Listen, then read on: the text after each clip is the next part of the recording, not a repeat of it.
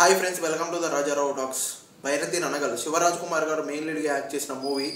ఇది ఒక మఫ్తీకి సీక్వెల్ అనేది చెప్తున్నారు. నేను మఫ్తీ అయితే చూడలేదు, ఓన్లీ ఈ సినిమా ఒక్కటే చూశాను. ఈ సినిమా ఎలా ఉంది, బాగుందా లేదా, సింపుల్ క్లారిటీ చెప్తా. ఈ లోపైతే ఒక లైక్ ఒక సబ్స్క్రైబ్ అయితే కొట్టేశారు కదా, థ్యాంక్ యూ. ఇంకా మన బేసిక్ కాన్సెప్ట్ ప్లాట్ ఏంటంటే, చిన్నప్పుడే మనోడు ఏంటంటే ఒక చిన్న క్రైమ్ చేసి జైలుకి అయితే వెళ్తాడు. కొన్ని సంవత్సరాలు అయితే జైల్లో అయితే ఉండేసి హ్యాపీగా కాదు, అక్కడే చదువుకొని అక్కడే లాయర్ అయ్యి బయటకైతే రావడం జరుగుతుంది. బయటకు వచ్చిన తర్వాత కొన్ని కంపెనీస్ మీద మనోడు జనాల కోసం కొన్ని ఎగనెస్ట్గా అయితే పోరాటం చేస్తూ ఉంటాడు. ఆ పోరాటం కూడా అది పర్ఫెక్ట్గా జరగకపోవడం వల్ల, ఎక్కడ న్యాయం జరగకపోవడం వల్ల మనోడు ఎలాగా గ్యాంగ్స్టర్గా మారాడు అనేది చాలా బాగా చూపించారు. అంటే గ్యాంగ్స్టర్ అవడానికి ప్రతి ఒక్కరు కూడా ఒక రీజన్ అయితే ఉంటుంది.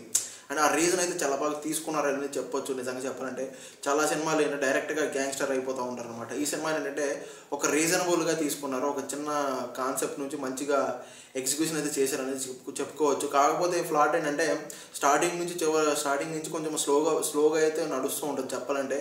తర్వాత నుంచి కూడా కొంచెం ఇంటర్వెల్ సీక్వెన్స్ నుంచి తర్వాత మనోడు కత్తి పట్టుకున్న దగ్గర నుంచి, గ్యాంగ్స్టర్ అయిన దగ్గర నుంచి సినిమా చాలా బాగా వెళ్తూ ఉంటుంది. చాలా బాగా ఇంట్రెస్టింగ్గా కూడా ఉంటుంది. ఇంకా ఫ్యామిలీతో చూడవచ్చు అంటే ఫ్యామిలీతో కూడా మరీ ఇంకా చేతులు నరగడం, కత్తులు నరగటాలు కూడా ఫ్యామిలీతో చూడడం కష్టం అంటే తప్ప ఇంకా ఏం చేయలేము. ప్రతి ఒక్క సినిమాలో నడుస్తూనే ఉంటుంది కాబట్టి హ్యాపీగా ఫ్యామిలీతో కూడా చూడొచ్చు. శివరాజ్ కుమార్ సినిమా అంటే ప్రతి ఒక్కరు కూడా ఫ్యామిలీతో చూడదగ్గ సినిమాలే ఉంటాయి. నో ప్రాబ్లం, హ్యాపీగా ఎంజాయ్ చేయొచ్చు. ఇంకా సినిమా గురించి మాట్లాడుకోవాలనుకుంటే, సినిమా అయితే శివరాజ్ కుమార్ గారు మంచి యాక్టింగ్ అయితే చేశారని చెప్పుకోవచ్చు. లిటరల్లీ చాలా బాగా తన విశ్వరూపం చూపించినట్టయితే అనిపించింది నాకు చెప్పాలంటే. చాలా బాగా యాక్టింగ్ అయితే చేశారు తన గ్యాంగ్స్టర్ అయిన దగ్గర నుంచి. తర్వాత ఇంకా మైనింగ్స్ కంపెనీ మీద, కొన్ని కంపెనీస్ మీద మనోడు ఎగనెస్ట్గా పోరాటం చేస్తూ ఉంటారు. లిటరల్ చాలా బాగా అనిపిస్తూ ఉంటుంది.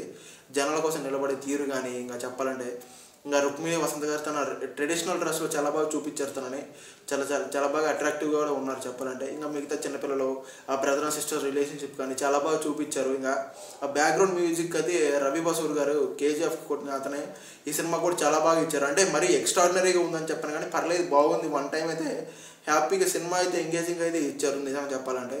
సినిమా అయితే సినిమాటోగ్రఫీ కానీ, ఆ విజువల్స్ కానీ, ఆ ఓల్డ్ ఆ సీన్స్ కానీ, లిటరలీ కేజీఎఫ్ ఎలివేషన్స్లో ఉన్న బ్యాక్గ్రాఫ్ కానీ చాలా బాగా తీసుకున్నారు. వన్ టైం అయితే హ్యాపీగా ఎంజాయ్ చేయొచ్చు ఫ్రెండ్స్. ఓకేనా? ఈ సినిమా అయితే లిటరల్ నాకు చాలా బాగా నచ్చింది. హ్యాపీగా ఫ్యామిలీతో ఎంజాయ్ చేయండి. నా రివ్యూ నచ్చినట్లయితే ఒక లైక్ ఒక సబ్స్క్రైబ్ కొట్టేసండి. Thank you.